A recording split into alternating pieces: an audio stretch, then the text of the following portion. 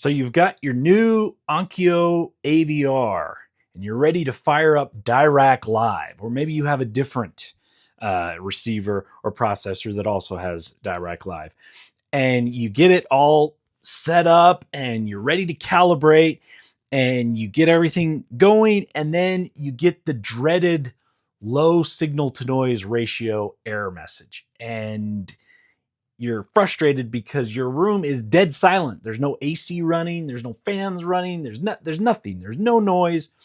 Why is it saying that it can't hear the mic? We're going to fix this. This is how you do it.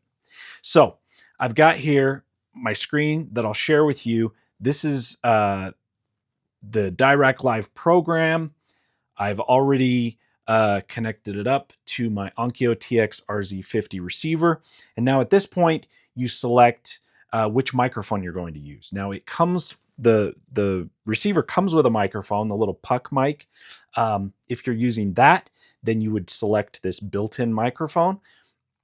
In my case, I have a UMic 1 that I've connected up. It's directly connected up to my laptop here.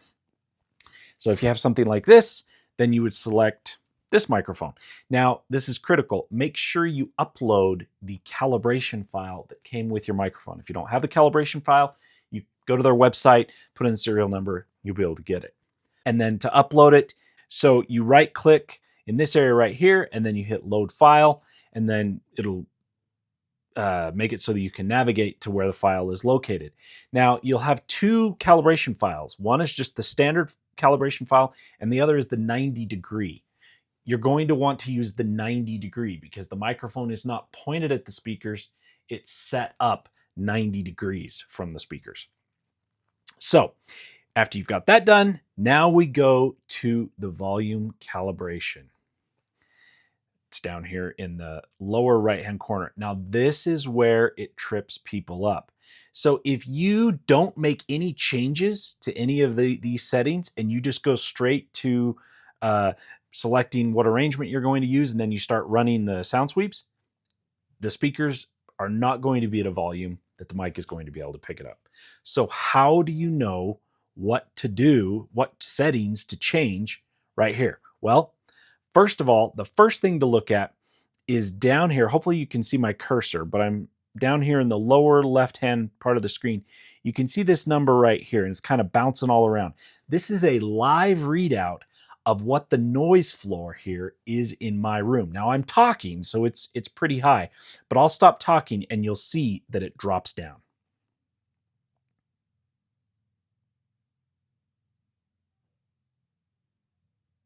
Okay, you see that? Drops down to about 70, -70, -71 when it's totally quiet in here. So that's the noise floor. So what you want to do is you want to set the volume of the speakers to a comfortable listening volume, and it'll probably be about 30 dB higher than your noise floor. So in this case, we're just going to say the noise floor is -71. So we're going to say that we want to set the volume of the speakers to -41. So now I'm going to play pink noise out of this speaker, the left front right here, and we'll see how high the volume gets up to.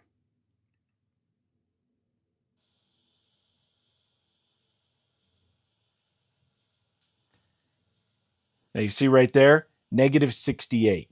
It does not get very loud. So it takes the volume from -71 up to -68. So it's pretty quiet.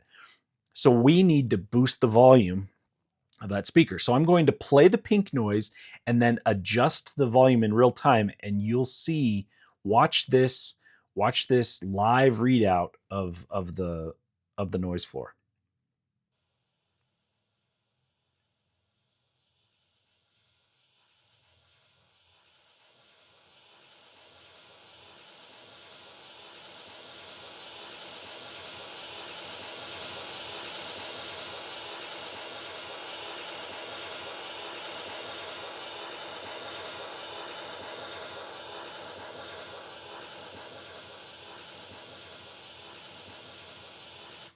Okay, so that gets it up to about negative 41.5. So that now it shows that that's the level it's at. So now let's see what the volume is of the center channel speaker when we run that, and without moving the master volume.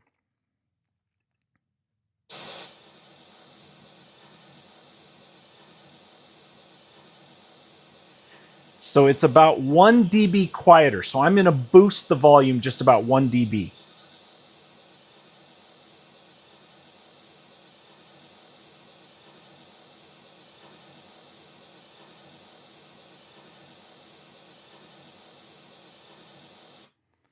And now you can see I've got those volumes just about equal on those two speakers. So now let's do the same thing for the front right speaker.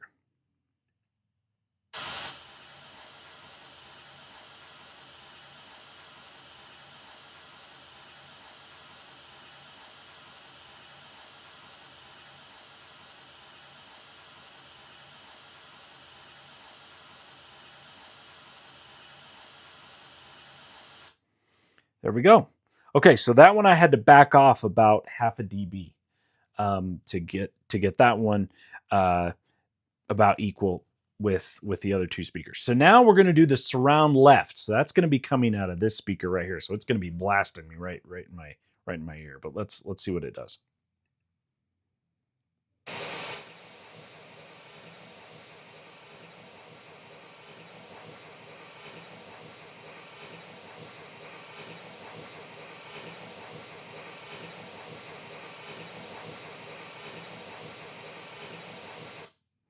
Now see, that one we had to boost about 6 dB. And that's, I mean, that's I would say that's pretty typical. You're definitely going to have to be boosting your sides, rears, your height channels over what your mains, your LCRs are. So now basically you just go through and you just do this for all of your speakers.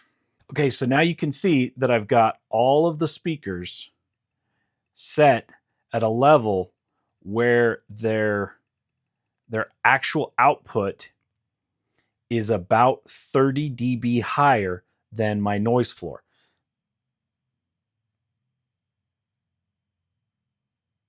So you can see that it's about negative 71.5, and I've set every single speaker so that it's about 41.5 roughly. I mean, I wouldn't get too hung up over tenths of a dB. I think this looks pretty good. This is all pretty uniform across the board. Everything looks good. Maybe bring this one down just a little bit.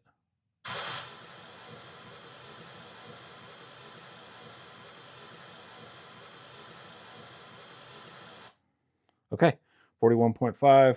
Okay, yep, that looks good. Okay, so now you proceed to select your arrangement, and we're just going to do this one very quickly just for illustration's sake. And then you start with the middle main position, and then you hit measure the selected position.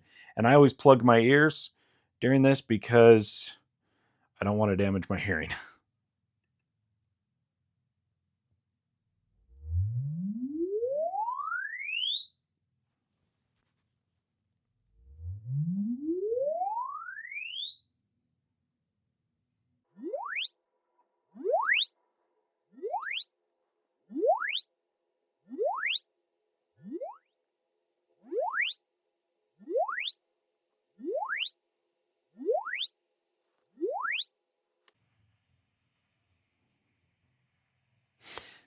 And then here we go.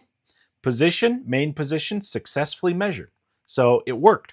Now I want to make a point here. This is kind of critical. So I have had it when I have run this calibration before. I set all the levels, and then everything looks good, and I do the main listening position, and then I move to the next listening position to move the microphone, and then it runs the sweeps, and then after it finishes all the sweeps, I still get that error message: signal to noise ratio is too low. Like, what the heck? So in that case, what you do is you go back, hit the back button here. So I'm going to hit back to select arrangement, back to volume calibration.